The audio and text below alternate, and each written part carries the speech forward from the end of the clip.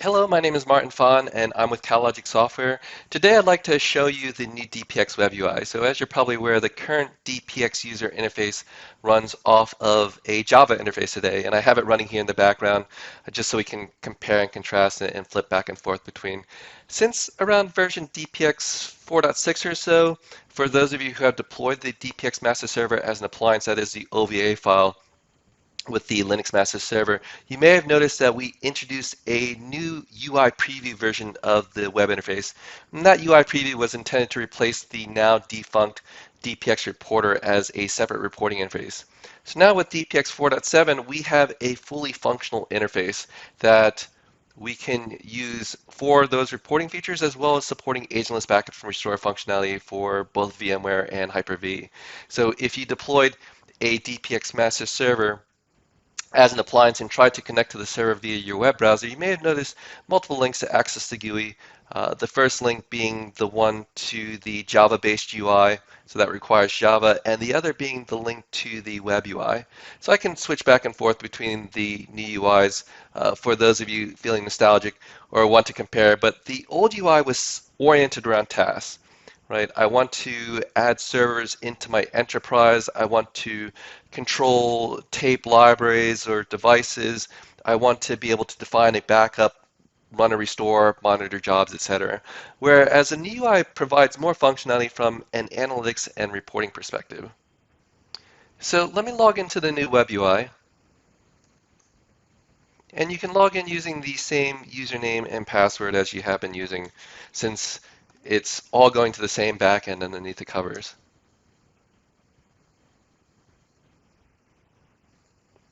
Now you'll notice that this UI has been completely redesigned from the ground up to take on more of a monitoring and reporting focus. So we start here with the dashboard. This is your 10,000 foot view on the health of your backup enterprise. And you're going to be able to drill down into the details of your failed or successful jobs directly from the dashboard itself and pull job logs as necessary from here. You'll also see widgets showing the RPO compliance over a customized range or a number of jobs running at a certain period of time. You're going to be able to drill down into the details of those running jobs and actually see where your backup window is most busy so that this can help you optimize your backup schedules or audit at risk servers, etc.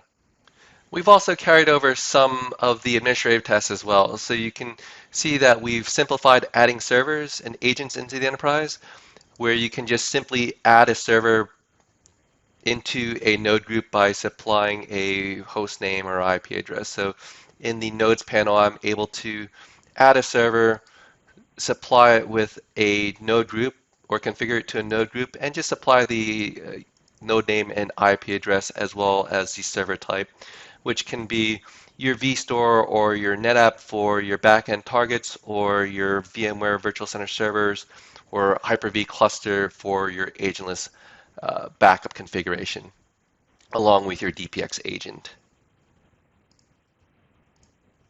Job management has also been simplified here as well. So where we once had a separate tab for defining a backup or a restore job operation and the different types of backups and restore operations that you can perform, be they block level or agentless backups or NEMP backups, we now just have a single panel here called Job Manager, where you're able to find new backups and new restore jobs within the same panel and see all the jobs of varying types within the same view and kick off or delete as necessary.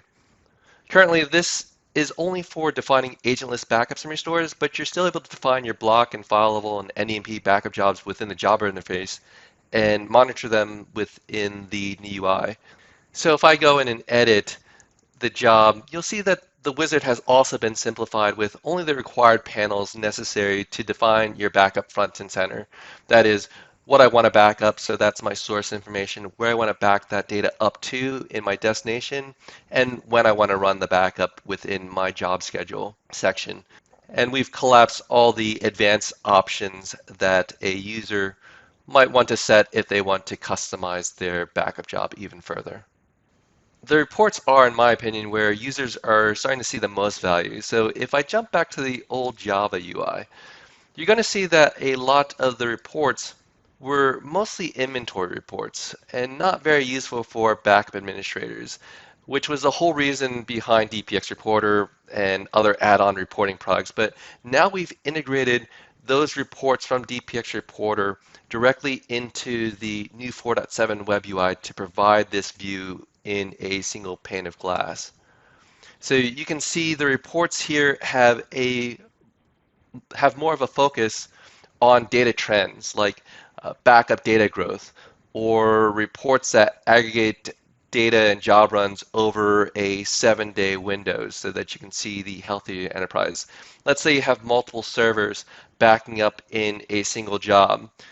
The new reporting interface now supports both a job-centric reporting and a node-centric reporting by showing you nodes within a job and whether or not they were backed up successfully or failed.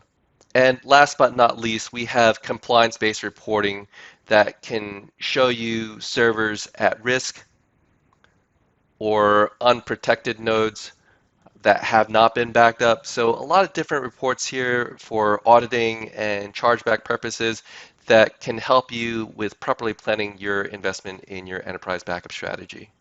So that concludes the demo. I'm hoping that you found that helpful.